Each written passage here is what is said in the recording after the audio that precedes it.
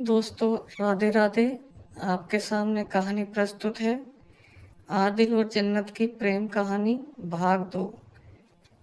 इधर उधर देखते हुए वह पलटी तो सामने एक आदमी खड़ा दिखाई दिया। जन्नत उसे देखकर सहम सी गई तो वह आदमी भी उसे देखकर घबरा गया। उसने कंधे पर रखी चादर को जल्दी से इस तरह सिर पर डाल लिया कि उसका चेहरा छिप गया। जन्नत को पता था कि यहाँ चाचा फत्तो और मीना के अलावा आदिल साहब रहते हैं। वह समझ गई थी कि आदिल साहब हैं, इसलिए उसने आगे बढ़कर कहा, आप ही आदिल साहब हैं ना? आदिल ने जान छुड़ाने के लिए एकदम से कहा, हाँ मैं ही आदिल हूँ, बताओ क्या काम है? साहब जी काम कुछ नहीं है, हम आपका शुक्रिया अदा करना चाहते हैं, लेकिन आपके आदमी हमें अंदर आने ही नहीं दे रहे थे। आपने हमारे भाई को बचाकर हम पर जो एहसान किया, हम उसे इस जन्म तो नहीं भुला सकते। हाँ, आपने हमें जो पैसे दिए उन्हें लौटाने के लिए हमारे पास पैसे नहीं है, इसलिए हम उसके बदले आपका काम करके उसे अदा करना चाहते हैं। आपका इतना बड़ा घर है, फार्म हाउस है, आप हम लोगों से कोई काम करा सकते हैं। जन्नत ने कहा। आदिल जन्नत को वहाँ से जल्दी भगाना चाहता था, इसलिए उसने कहा, इस सब की कोई ज़रूरत नहीं है। जब तुम्हारा भाई कोई काम धंधा करने लगेगा तो मेरे पैसे वापस कर देना। हमारे यहाँ तुम लोगों के लिए कोई काम नहीं है। ऐसा कैसे हो सकता है साहब जी, आपके यहाँ कोई काम न हो? हम लोग बहुत गरीब हैं, आप कोई भी काम दीजिए हम कर देंगे। इसी बहाने हमारी मदद भी हो जाएगी और आपका कर्ज भी अदा हो जाएगा। जन्नत ने लगभग गिड़गिड़ाते हुए कहा। आदिल ने जन्नत को गौर से देखा। वो काफ़ी खूबसूरत थी, जवानी की दहलीज पर खड़ी थी, लेकिन उसकी गरीबी ने इन दोनों चीज़ों पर कब्जा कर रखा था। उसकी गरीबी पर उसे दया आ गई। उसने कहा, घर के काम कर लेती हो?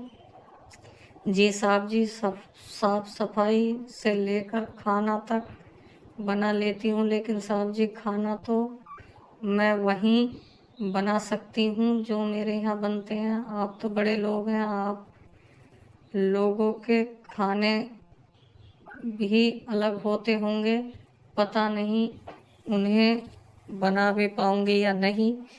मीना तुम्हें सब सीखना होगा, आदिल ने कहा।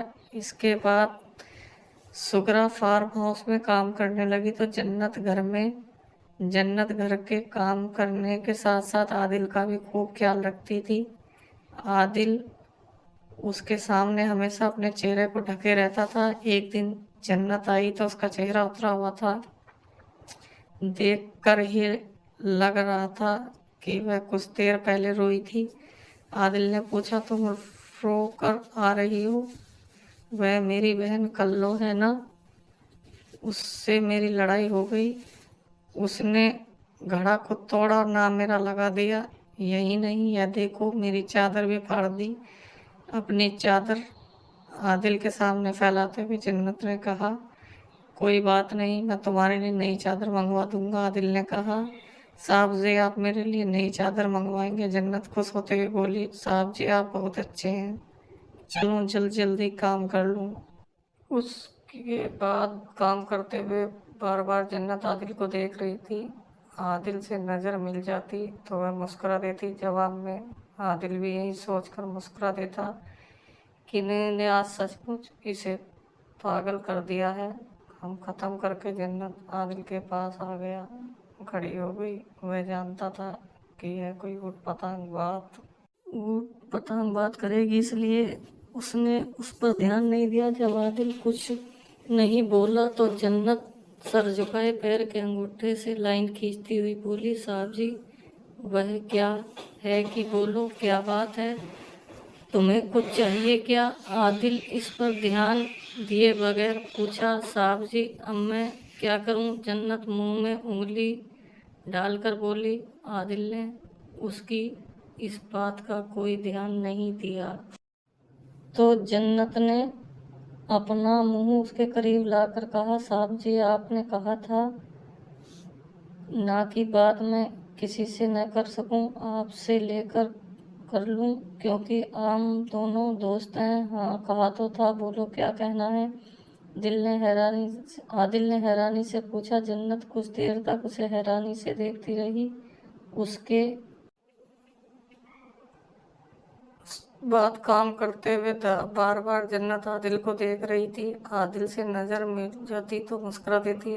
جواب میں عادل یہ سوچ کر مسکرا دیتا کہ نئی چادر نے آج سچ مچ اسے پاگل کر دیا۔ کام ختم کر کے جنت عادل کے پاس آ کر کھڑی ہو گئی۔ وہ جانتا تھا کہ یہ کوئی اوٹ پٹانگ بات کرے گی، اس لیے اس نے اس پر دھیان نہیں دیا۔